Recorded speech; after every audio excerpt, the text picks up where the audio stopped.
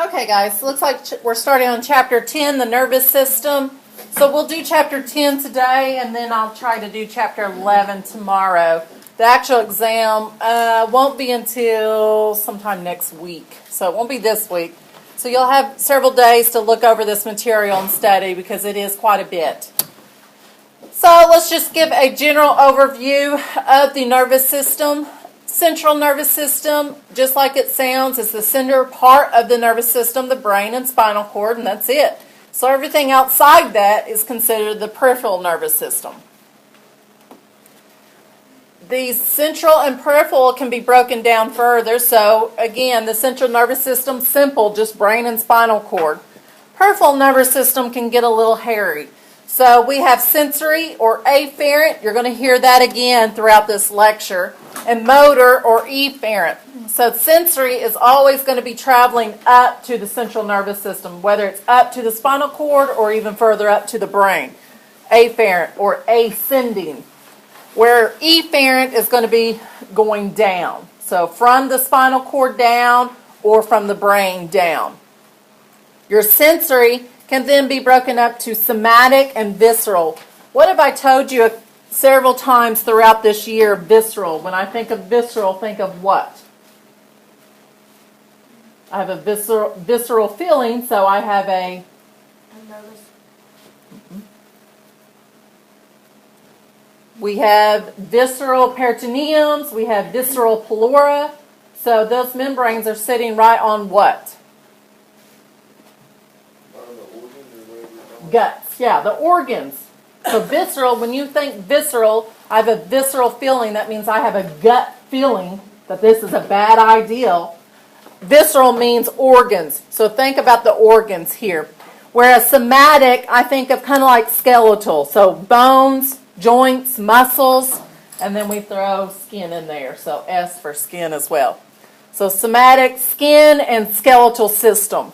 Visceral, you think organs, things I can't really control. Motor division, so we're going to actually do something. And this isn't just your skeletal muscle, we're even talking, or smooth muscle, but we're even talking about glands when we talk about motor. But we have somatic still, so this would be voluntary movement. This would be skeletal muscle. So when you think about raising your hand, that would be somatic. Autonomic is like autopilot. I don't think about it. Can't do anything about it. So that's going to be your smooth muscle. So blood pressure, contracting and relaxing of those arteries. That's going to be, again, automatic. We're not going to think about that. Your heart rate, your heart beating, we don't think about that. Then your autonomic nervous system, which is under our peripheral nervous system. Our autonomic nervous system, we can break up into two things. And we have talked about this throughout this year. Your sympathetic and parasympathetic. So when I think sympathetic, that's stressful. S for stressful. So your heart's going to be doing what? Beating fast or slow? Fast. Parasympathetic is what's controlling you right now. So you're resting, you're relaxed. So you're going to be digesting your food. Your stomach's going to be rolling and digesting, where your breathing's going to be slow and even. Your heart's going to be slow and even, because we're not stressed right now. We'll come back to that stuff later on, so that's just a general overview. Looking at the nervous system and the different type of cells, we have some cells called your neuroglia. So when you think about neuroglia, just think about we have neurons. That's the main part of the nervous system. That's what's conducting impulses. They're doing the major jobs of your nervous system. Well, neuroglia are their buddies, their sidekicks. So they're helping out and helping to protect and nurture those neurons. So your first ones are oligodendrocytes. They're the ones that are making a myelin sheath, and we'll talk about a myelin sheath in just a second. And we've got some other ones that are called Schwann cells that do the same thing. So they've got two different names. They do the same thing. They have two different names, and that's because of where they're located.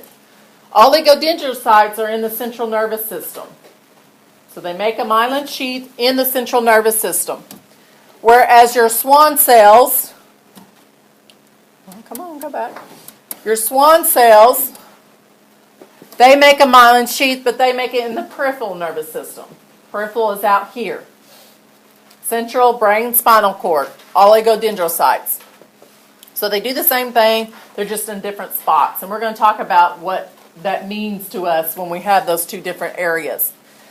Epidermal cells, these guys line the spinal cord and create cavities in the brain.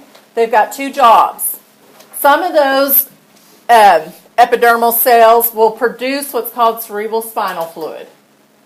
So it's kind of the water. I'm barely touching you. I'm bumping up against you. So they make cerebral spinal fluid, which brings nutrients to the brain and helps remove things from the brain, waste products. So it's kind of that solute, so we can diffuse things in and out. As well as it cushions the brain, it protects it, keeps it where it should be, as well as the spinal cord. So cerebral spinal fluid is extremely important. So some of those will make cerebral spinal fluid, and those epidermal cells, others have cilia on them. And what does cilia do? Nope. Move stuff, doesn't it? Remember, in our lungs we have cilia that beats. Well, these epidermal cells do what then?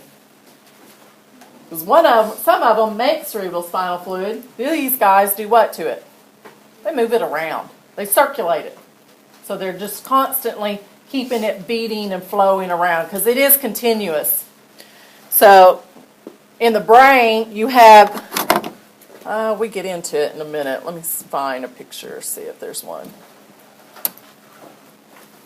See if there's a good picture. But this cerebral spinal fluid kind of bathes all around your brain, inside the brain, and then it also goes down through the center of the spinal cord even. And I don't see a really good picture. Here's one. So here's one of the brain, current, where the cerebral spinal fluid, it goes around. So we got some of those epidermal cells that are making this fluid, and then we've got others that are beating it and moving it around. So it'll go around the brain, and it'll even go inside the brain. We've got 4 chambers that are called ventricles. So it'll flow through all those ventricles. Here's 1, 2, 3, and then a 4th one.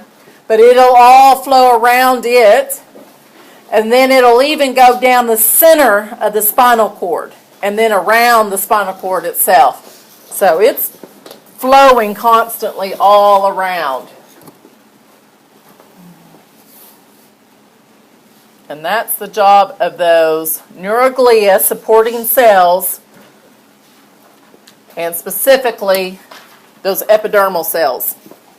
Okay, microglia sounds like macrophages. So they phagocytize. So they're cells there that are going in, eating up old debris, eating up any bacteria that has made its way in there. So they're going and cleaning up. They're kind of the janitors of the nervous system. Another type of neuroglia cell is your astrocyte, and these guys are right here. It's kind of how they look, but they have little feet. They're flat that wrap around these capillaries within the brain. And what they're doing is they're allowing certain substances in and out. So water, oxygen, carbon dioxide, they let those things in and out. They freely go in and out. So it's kind of like a little filter? It is a filter. And so these guys then will determine if other things can come in and out. They are what is forming your blood-brain barrier. So anytime you hear anything about, well, that doesn't pass the blood-brain barrier, there's a lot of medications that will not pass the blood-brain barrier. This guy, yes.